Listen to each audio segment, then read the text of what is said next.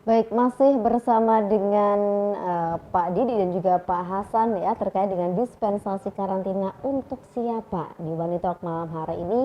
Yang jelas tadi sudah dijelaskan di awal ya bersama dengan Pak Didi dan juga ada sebenarnya beberapa kebijakan-kebijakan dari pandemi COVID-19 ini ya, mulai dari karantina, penggunaan masker, protokol kesehatan dan lain sebagainya yang mungkin ini juga bisa menimbulkan polemik-polemik baru di masyarakat atau mungkin karena masyarakat ini ada yang merasa adanya ketidakadilan atau ketidaksetaraan dari masyarakat atau mungkin oknum tertentu. Kita ke Pak Hasan. Pak Hasan, kalau menurut pengamatan Pak Hasan ini dari pemerintah mengadakan memunculkan berbagai kebijakan-kebijakan yang ada sampai saat ini terkait dengan pandemi COVID-19. Berapa persen sih sebenarnya itu berpengaruh terhadap pemutusan penyebaran COVID-19? Baik, terima kasih Mbak Intan Laila. Yang pertama yang ingin saya sampaikan, kita mengapresiasi apa yang sudah dilakukan pemerintah terkait dengan upaya penanggulangan COVID-19 ini, termasuk juga yang dilakukan oleh Dinas Kesehatan Kabupaten Tulungagung. Tapi yang harus kita pahami ya, sebagai insan kesehatan, tentu kita harus memahami COVID-19 ini, pandemi ini adalah fenomena gunung es. Apa yang nampak di permukaan itu sebenarnya adalah sebuah hal yang kecil, sedangkan yang terjadi di lapangan itu jauh lebih besar. Bapak Menteri Kesehatan sendiri, Bapak Budi, itu sudah pernah menyampaikan bahwa pelacakan dan testing terkait dengan pandemi ini di Indonesia itu termasuk terendah. Jadi termasuk terendah dibandingkan dengan negara-negara lain. Dan kita jangan berbangga kemudian ketika kita mengatakan bahwa data kita itu bagus hari ini gitu kan.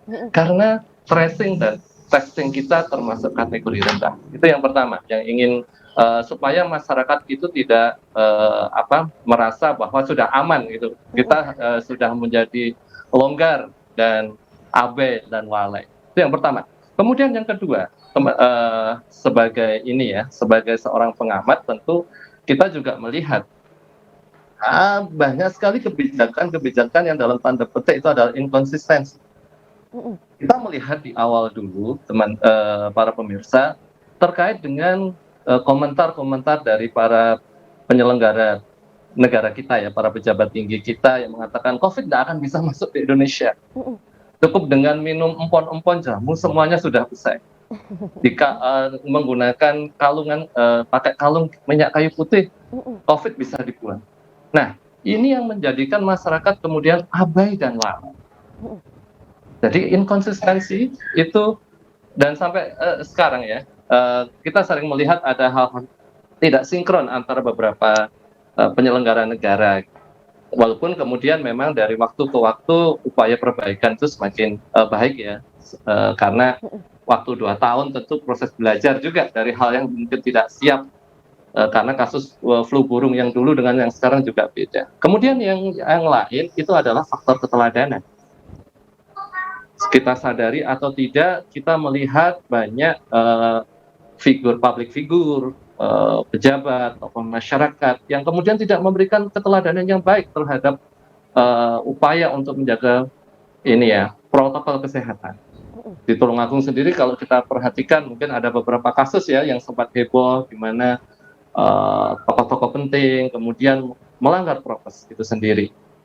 Dan juga mungkin di antara teman-teman kita juga yang itu akhirnya apa dampaknya? Masyarakat itu orang yang ngerti kesehatannya aja membuat acara-acara yang seperti itu, masa kita harus taat protokol kesehatan? Yang lain adalah sebenarnya saat ini yang terjadi itu adalah tarik ulur kepentingan. Satu sisi antara kepentingan ekonomi dengan upaya kita untuk memberantas pandemi ini, penularan pandemi ini, penyebaran pandemi ini. Mungkin ada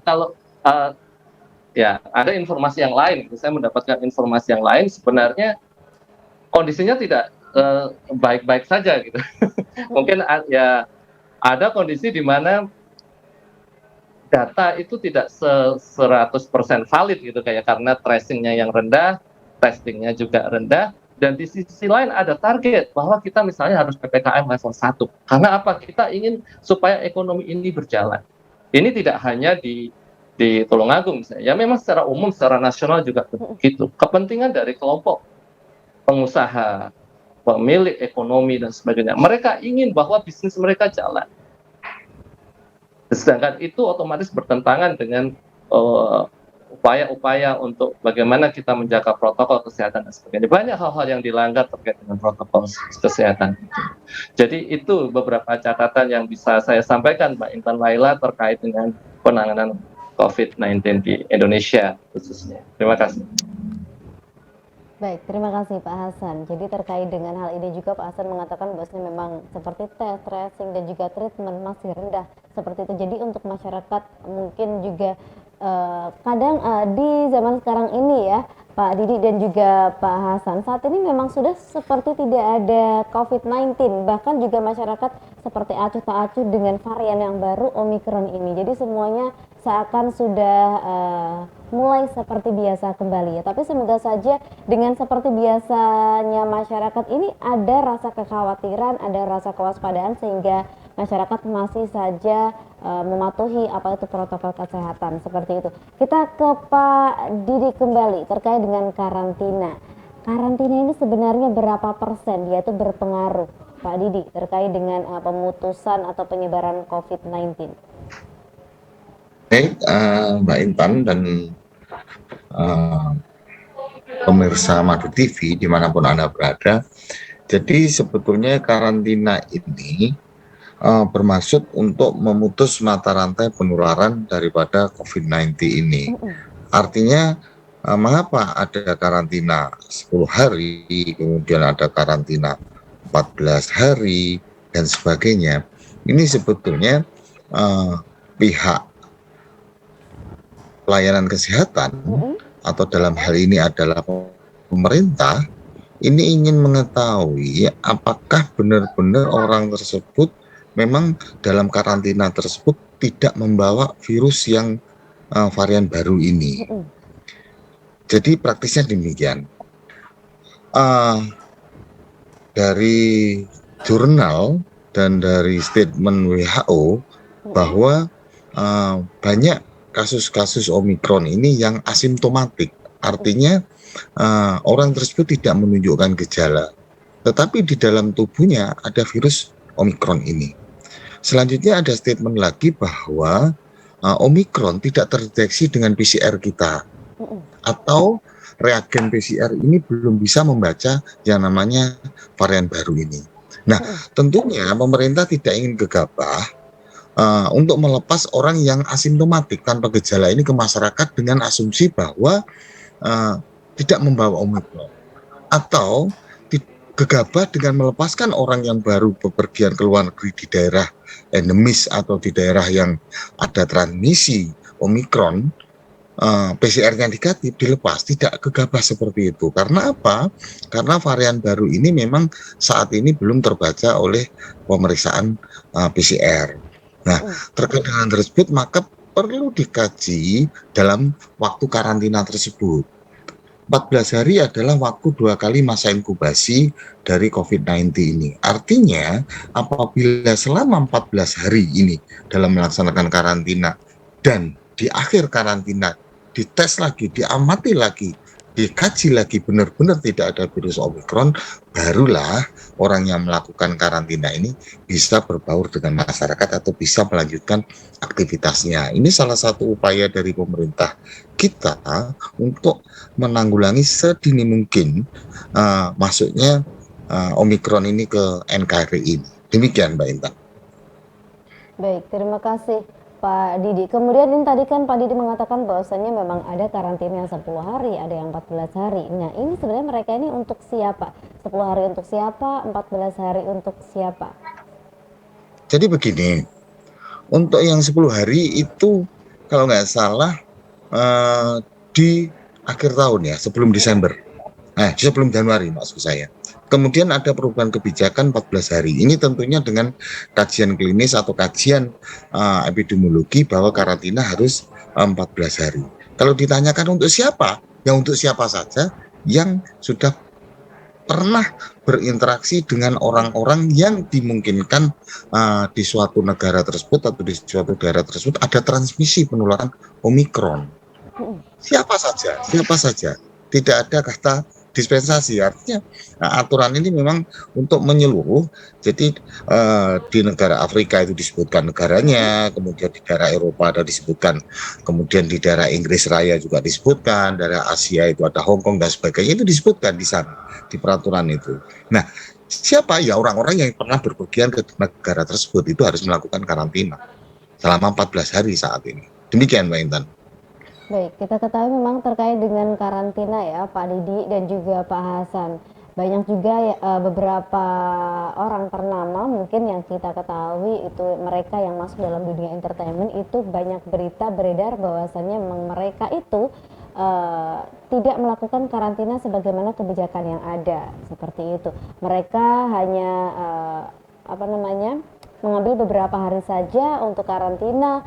Mungkin juga ada beberapa yang memang diharuskan untuk karantinanya itu dengan waktu yang singkat karena ada kepentingan yang lainnya. Dan terkait dengan kebijakan ini, kalau menurut Pak Hasan seperti apa? Ya, baik. Terima kasih Mbak Intan Laila.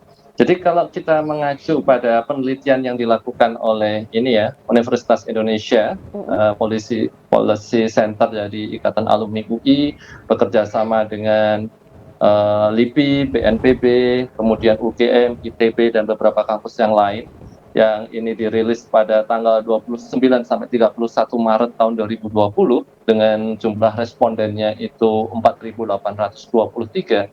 Ternyata kepercayaan masyarakat terhadap kebijakan pemerintah bahwa pemerintah mampu menangani pemutusan rantai COVID-19 itu hanya 39%. Jadi cuma 39%. Dan ini menunjukkan apa yang selama ini kebijakan-kebijakan yang dibuat oleh pemerintah selama ini itu belum bisa diterima oleh masyarakat sebagai upaya yang efektif. Makanya saya tadi sempat di awal menyebutkan banyak hal yang tidak inconsistent. Kemudian apalagi ditambah dengan ada kejadian-kejadian yang mungkin saya tidak tahu ini kejadiannya ini sebuah banyak terjadi atau memang 1-2 kasus yang di blow up oleh media. Tapi ketika ada ketidakadilan dalam penanganan COVID-19, contohnya dalam karantina ini, yang terjadi kemudian masyarakat itu menjadi tidak percaya. Ini yang berbahaya sebenarnya. Karena apapun kebijakannya, ketika kepercayaan masyarakat terhadap kebijakan pemerintah itu rendah, itu tidak efektif, menjadikan kebijakan itu tidak efektif.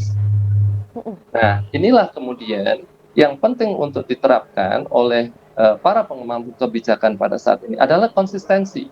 Itu yang pertama. Kemudian juga keteladanan. Jadi jangan sampai kemudian para pejabat negara sendiri juga tidak memberikan contoh yang baik, gitu kan. Kita sering tokoh publik yang tidak memberikan keteladanan yang baik. Akhirnya apa? Masyarakat semakin abai dan lalai. Wong para public figure aja seperti itu, kenapa kita harus bersusah-susah? Itu Mbak Laila yang bisa sebagai catatan buat kita bersama.